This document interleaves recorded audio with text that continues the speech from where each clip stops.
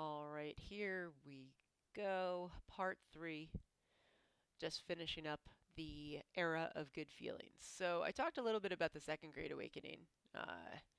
So actually, I'm really going to be brief. The Second Great Awakening actually had already begun in the late 18th century, the 1790s, during George Washington's administration, but it continued into the era of good feelings. So I just wanted to touch upon it yet again. I like these two portrayals of it because this indicates this is actually a British newspaper reporting on it. And, then we're seeing, I'm not actually sure, I believe this is an American portrayal, an American sketch of the Second Great Awakening. And it's characterized by, and again, it's a religious revival, right? In this instance, unlike the First Great Awakening from the colonial period, you're seeing an increase of emphasis on evangelical Christianity. So religions like the Baptist Church, the Methodist Church, gospel churches, and you're seeing an increased attraction to these religions among the African American population and the Native American population, for example. And this is I can leave it, I suppose, with a question for you guys. Think about the connection between the Second Great Awakening and the era of good feelings, right? What about a religious revival might be important to touch upon if you were to be prompted to write an essay, per se, about the era of good feelings?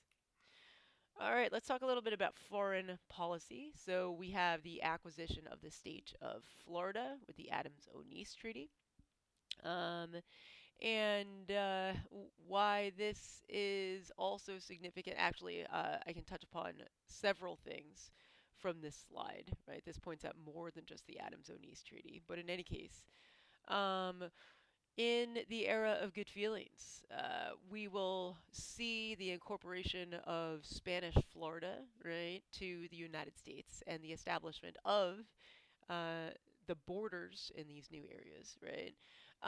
We're also seeing, actually, we've already seen some solidifications of some other territories, right?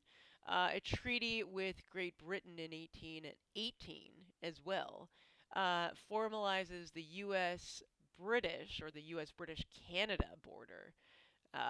But there's still disputed territory in Oregon, which we'll get to later. The Monroe Doctrine, really, really important foreign policy case.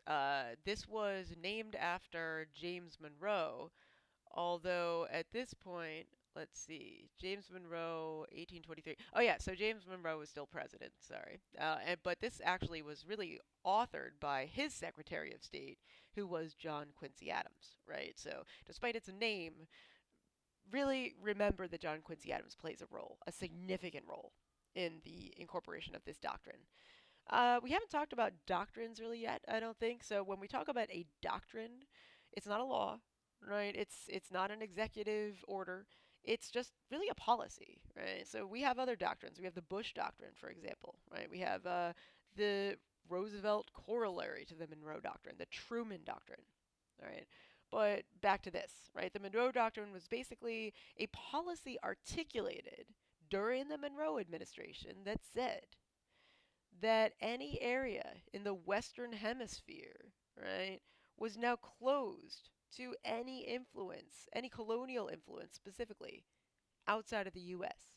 Now, there were other non American colonies in the Western Hemisphere at this point, right? You still have Portugal. Well, so many of these are actually establishing their independence right now. But in any case, what we're seeing is that countries like Russia now are trying to expand into the Western Hemisphere, and basically, this was the United States saying that they had sovereignty over this region, right? So it was one of the it was one of the earliest exercises of American uh, not imperialism, not too early for that, but they're trying to flex their foreign policy muscles to the rest of the world, right? They're trying to say we're just as strong as you, Western Europe, right? And this is really, really significant. And these two cartoons I just wanted to put on here to sort of highlight that, right? So you see, this is Uncle Sam standing on top, right? There's his hat. he put his hat on Central America and the Caribbean, right? And you see these other European powers on the Eastern Hemisphere staring at him. And then on this one, you again see Uncle Sam, this sign saying hands off, right? He's standing on the Americas and he is looking in the direction of Africa and Europe. So he's looking across the Atlantic Ocean. We're going to stop. We're going to pick up with the end of the era of good feelings and start to get into the Jacksonian era next. I'll put a link to this video, but this is a History Channel recap of the Monroe administration, if you prefer to look through this period through the presidential lens, right? Thanks as always for watching. If you have questions, concerns, leave comments in the comment box, and please subscribe. Happy Thanksgiving again. Take care.